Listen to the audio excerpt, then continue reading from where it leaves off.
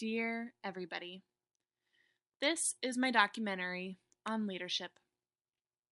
So, what is this thing we call leadership anyway?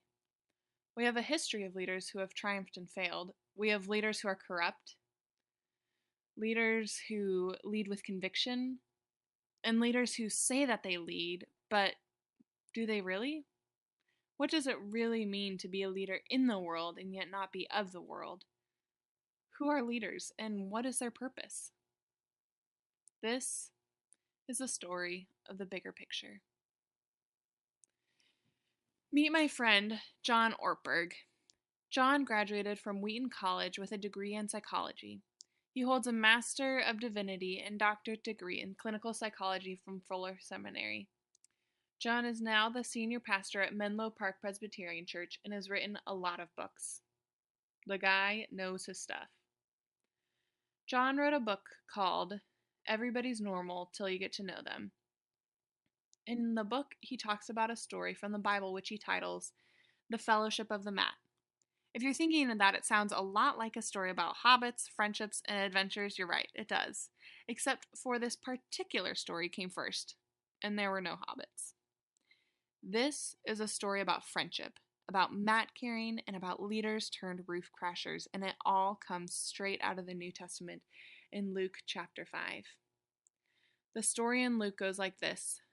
There is a man who is paralyzed, which in those days meant that his life was lived on a mat. Someone had to bathe him, clothe him, feed him, carry him, and take care of him. Any sense of independence has been stripped from him, and he is left with the burden of the mat.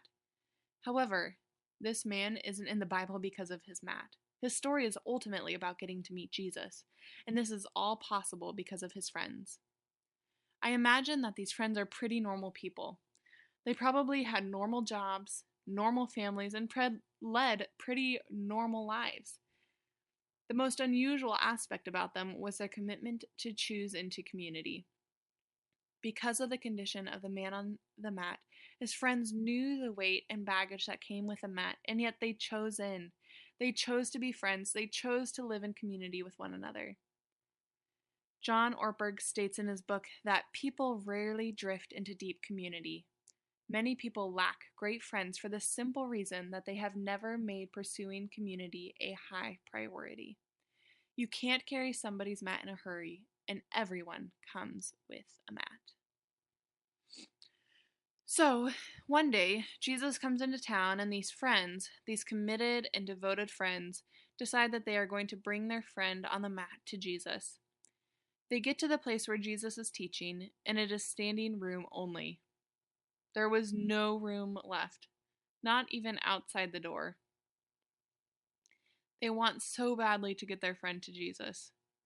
So then the brainiac and the daredevil of the group get together and decide to do the unthinkable. They're going to lower their friend through the roof. So strong their trust in Jesus, so great their love for their friend.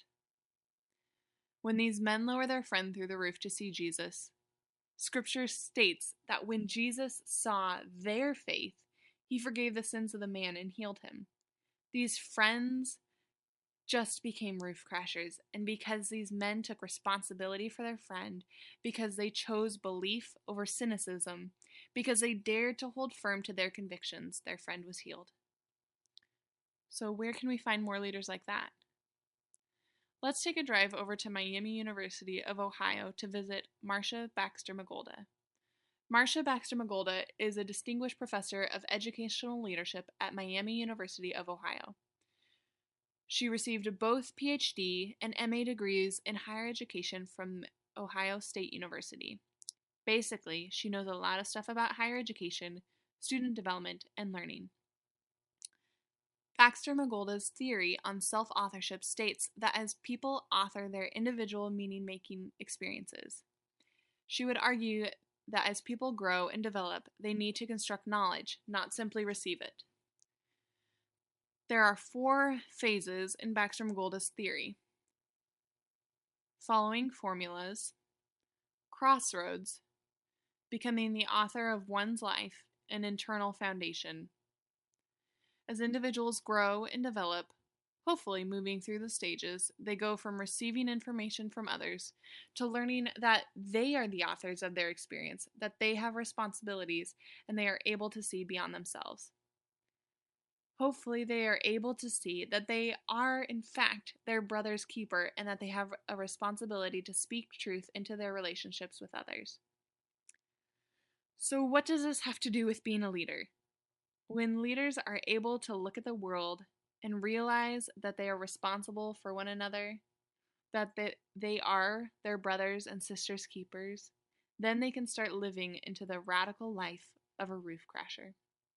This takes community, trust, commitment, and a willingness to choose in. Dear everybody, everyone has a mat. Everyone has something that they struggle with, something they feel defines them and weighs them down. Are you willing to accept responsibility for those around you? Are you willing to accept that being human beings who belong to each other is the only option? Are you willing to move past the barriers, the people, the roofs to get others to Jesus? Jean Vanier writes, "A community is never there just for itself or for its own glory. It comes from and belongs to something much greater and deeper, the heart of God to bring humanity to fulfillment. A community is never an end itself. It is but a sign pointing further and deeper, calling people to love. You see, it's not just for the benefit of leading.